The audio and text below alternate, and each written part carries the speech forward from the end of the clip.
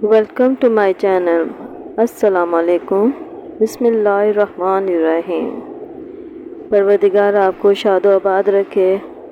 और आज हम अपनी रेसिपी स्टार्ट कर रहे हैं। गर्मी बहुत ज़्यादा शदीद हो चुकी है और इस गर्मी से बचने के लिए हम घर से जब बाहर जाते हैं तो घर में वापस आएँ तो हमें गर्मी बहुत ज़्यादा महसूस हो रही होती है। तो उस सूरत में हमें चाहिए कि हम कोई ठंडा शरबत पिएँ। तो आज हम उसी मुनासबत से आपके लिए शरबत तैयार कर रहे हैं, जो कि है फ़ालसे का जूस। तो उसके लिए हमने 1 पाव फ़ालसा लिया है और उसको हमने जग में डाल लिया है ग्राइंड करने के लिए, और उसमें हमने 2 कप पानी के ऐड किए हैं। अब हम उसमें अपने ज़रूरत के मुताबिक, आपको जो टेस्ट पसंद हो, जितना टेस्ट पसंद है आप उसके मुताबिक चीनी उसमें शामिल करें, और साथ में ही हम उसमें काला नमक भी शामिल करेंगे ताकि उसका टेस्ट दुबाला हो जाए। काले नमक के बगैर जो है ये शरबत मज़ा नहीं देता है, तो इसलिए आप इसमें काले नमक का इस्तेमाल ज़रूर कीजिएगा। नॉर्मल नमक जो है वो आप बेशक हटा दें, उसको ना डालें इसमें, तो काले नमक का इस्तेमाल ज़्यादा ज़रूरी है। अब इन फ़ालसों को और पानी को हमने ग्राइंड कर लिया। इतना ग्राइंड करें कि ये इसके बीज जो हैं सारे उसमें ग्राइंड हो जाएं।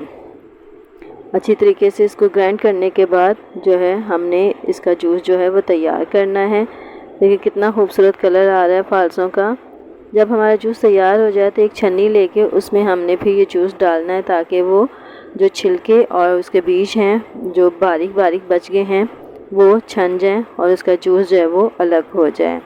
तो इस तरीके से आप लोग अपने जूस को जो निकाला है उसको छान लें। कि छन्नी अगर बारीक है तो उसमें आपको चम्मच का इस्तेमाल करना पड़ेगा। चम्मच के साथ आप उसको हिलाते जाएं तो जूस अलग होता जाएगा और छिलके और उसके बीज जो हैं वो छन्नी के अंदर ही रह जाएंगे। तो ये तमाम जूस जो है वो आपने निकाल लिया।